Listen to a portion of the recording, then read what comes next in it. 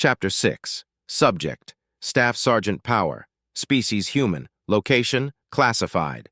"Ooh-rah, Staff Sergeant!" Corporal Simmons greeted me, then gestured for the private first class sitting next to him to move. The PFC mumbled acceptance and obliged, likely thinking ungentlemanly thoughts as he left to find another seat. I took the seat and eyed all of the other Marines around us.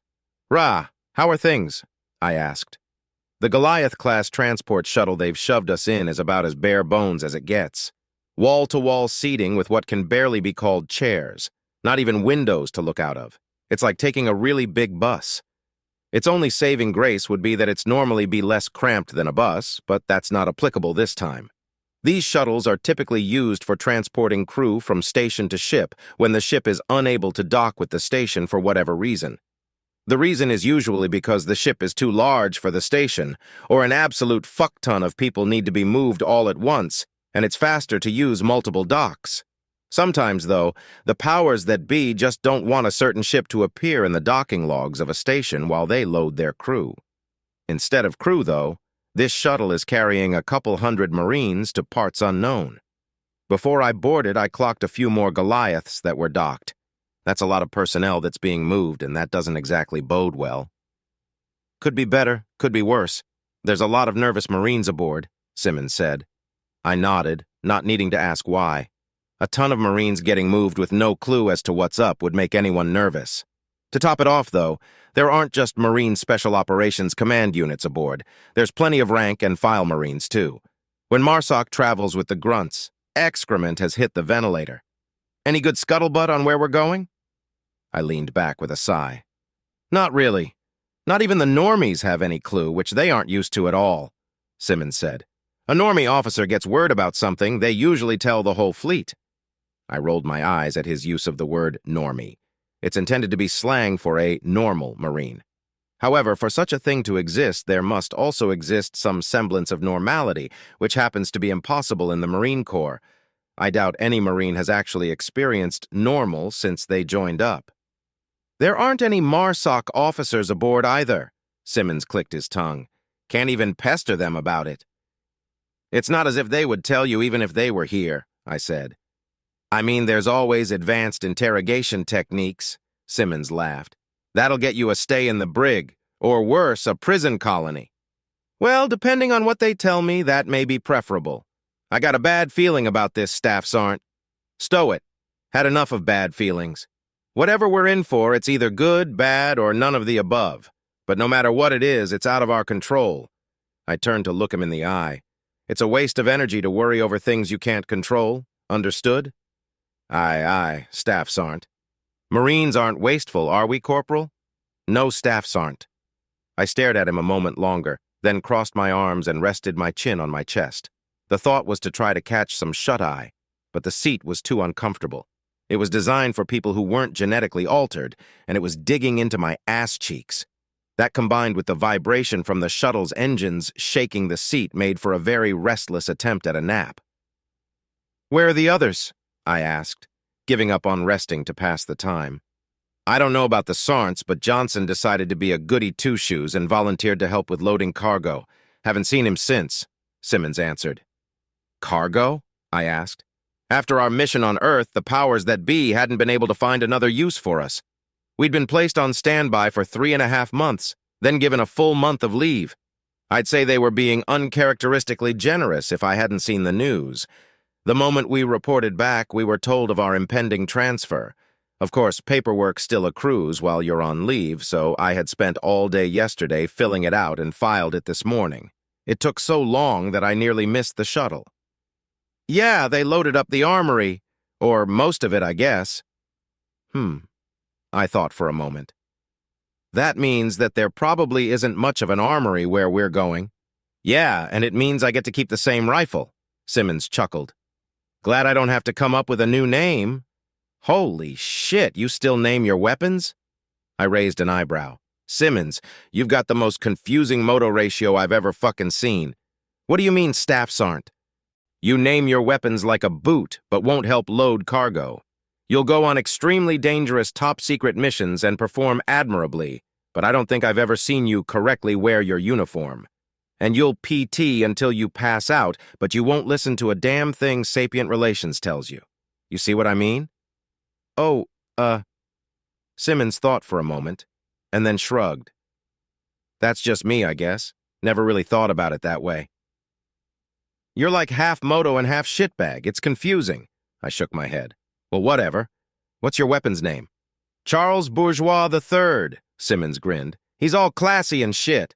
I stared at him awkwardly for a moment, blindsided by this completely unexpected revelation.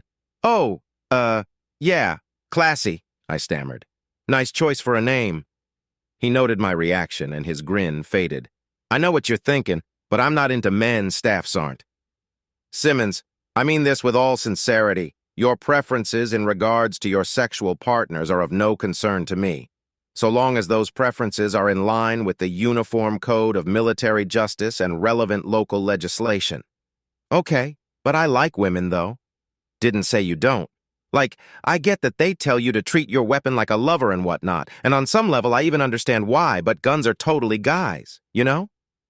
How do you figure? I asked, curiosity getting the better of me. Well, just their shape alone is enough to go off of, he laughed. But think about it. How many women do you know that— And that's enough of that, I interrupted. Wouldn't be doing my job if I let you finish that sentence. Oh, shit. I just had a meeting with SR about that. Before I could reply, a gentle thud reverberated throughout the shuttle, along with my ass cheeks, and the sound of its engines died out. I shook my head in disapproval at Simmons as one of the bay doors of the shuttle opened. A Marine in dress uniform holding a tablet stepped up the ramp.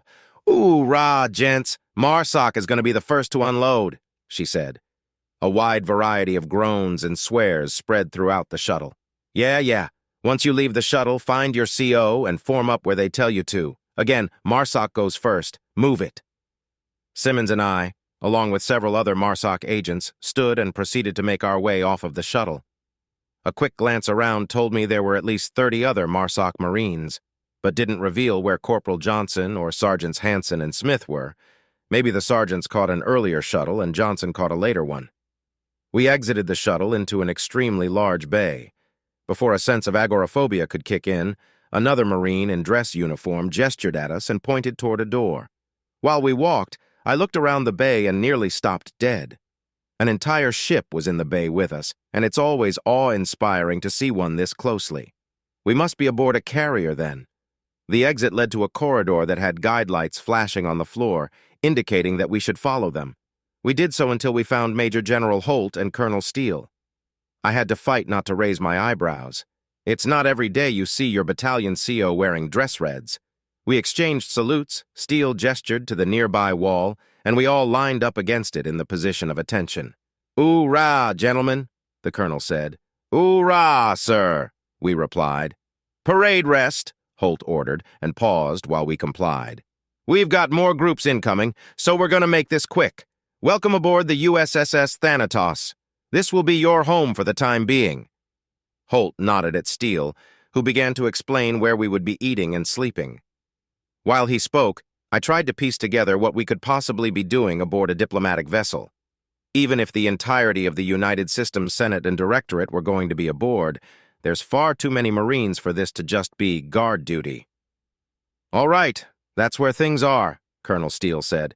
"Check with the duty officer for your bunk assignments. We don't have any word on what exactly you'll be doing, so don't get too comfortable. Keep your ears open for further orders. Sir?" "Thank you, Colonel. Marines, if your squad has a handler, check with them for your welcome packet. If you don't have a handler, hang out in your bunk and a lieutenant will be by to deliver it," Holt explained. "This packet will include your squad designations and call signs, as well as your training schedule. Things are getting a little rearranged for this mission, so the packet will also brief you on your new chain of command. As is frequently the nature of being a member of MARSOC, this information is considered classified. Memorize and dispose of the packet accordingly. Questions?" Only background noise answered the Major General. "Yeah, I thought not," he chuckled. "All right, dismissed."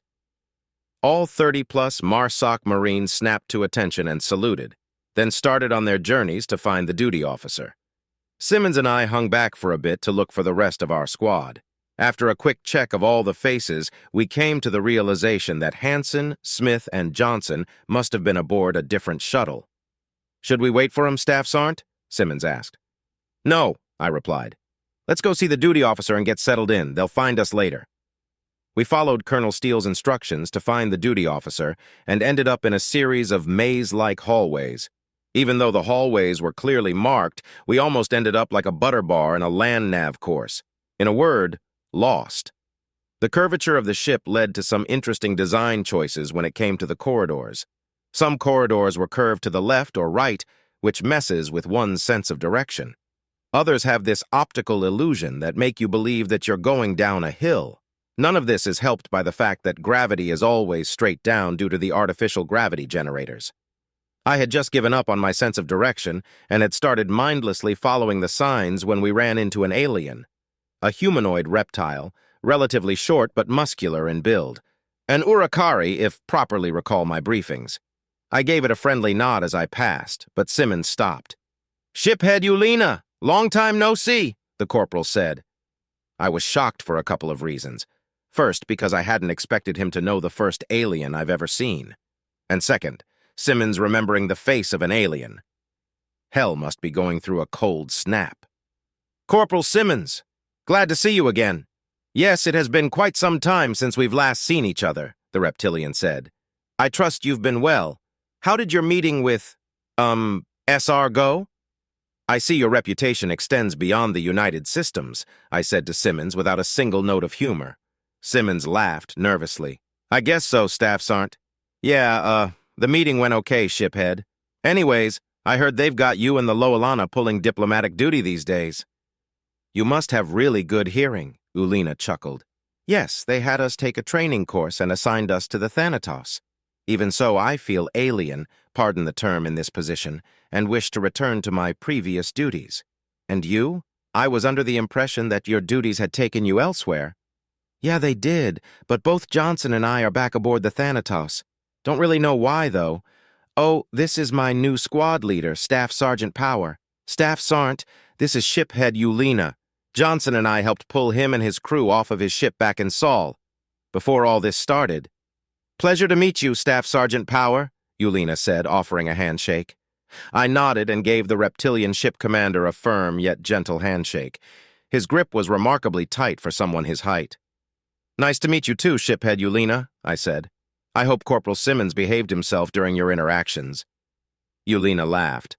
"Well, I think we should be heading out," Simmons quickly interrupted. "I'm sure that as a diplomat you have plenty of important tasks to get done." "Oh, I'm sure he has time to give some feedback," I grinned. "Of course," Ulena said, playing along. "Feedback is very important for one's growth, certainly more important than my day-to-day minutia." Simmons stammered, trying and failing to come up with a way out of this hole.